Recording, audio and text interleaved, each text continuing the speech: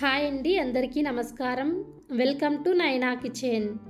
ఈరోజు దోశ ఇడ్లీలోకి పల్లీ చట్నీని టేస్టీగా ఎలా చేసుకోవాలో చూపిస్తున్నాను. మరి లేట్ చేయకుండా ప్రాసెస్లోకి వెళ్ళిపోదాం.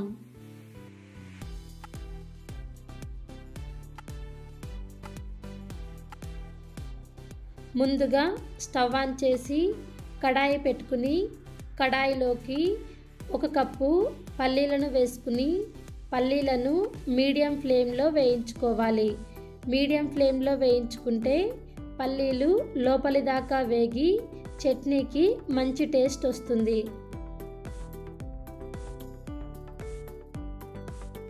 పల్లీలను వేయించుకున్న తర్వాత ఒక బౌల్లోకి తీసుకుని పక్కన పెట్టుకోవాలి. తర్వాత అదే కడాయిలోకి 7 పచ్చిమిర్చి వేస్తున్నాను. మీరు మీ కారానికి సరిపడా పచ్చిమిర్చి వేసుకుని కొద్దిగా ఆయిల్ వేసుకుని పచ్చిమిర్చిని వేయించుకోవాలి.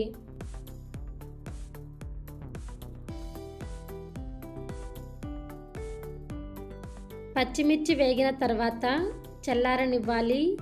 తర్వాత మిక్సీ జార్ తీసుకుని మిక్సీ జార్లోకి వేయించుకున్న వేరుశనగ గింజలని చల్లారిన తర్వాత పొట్టు తీసుకుని వేస్తున్నాను. మీరు కావాలంటే అలాగే కూడా వేసుకోవచ్చు. అలాగే వేయించుకున్న పచ్చిమిర్చి, 2 స్పూన్ల శనగపప్పు, 8 వెల్లుల్లిపాయలు, 1/2 స్పూన్ జీలకర్ర, రుచికి సరిపడా ఉప్పు, అలాగే కొద్దిగా చింతపండు వేస్తున్నాను.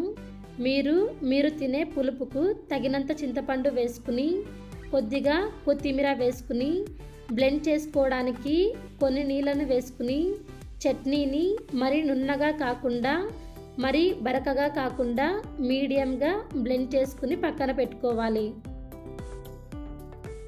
తర్వాత చట్నీకి పోపు పెట్టుకోవడానికి స్టవ్ మీద కడాయి పెట్టుకుని కడాయిలోకి 1 టేబుల్ స్పూన్ ఆయిల్ వేసుకోవాలి.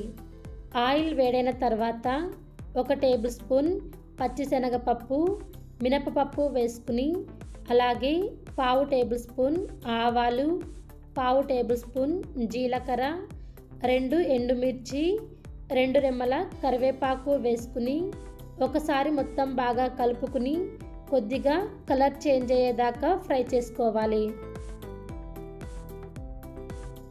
ఫ్రై చేసుకున్న తర్వాత ఇప్పుడు ఈ పోపును ముందుగా బ్లెండ్ చేసుకుని పక్కన పెట్టుకున్న చట్నీలోకి వేసుకుని ఒకసారి మొత్తం బాగా కలుపుకుని వేడి దోశలోకి ఇడ్లీలోకి సర్వ్ చేసుకుంటే చాలా బాగుంటుంది. నేను కూడా మల్టీగ్రెయిన్ దోశతో సర్వ్ చేస్తున్నాను.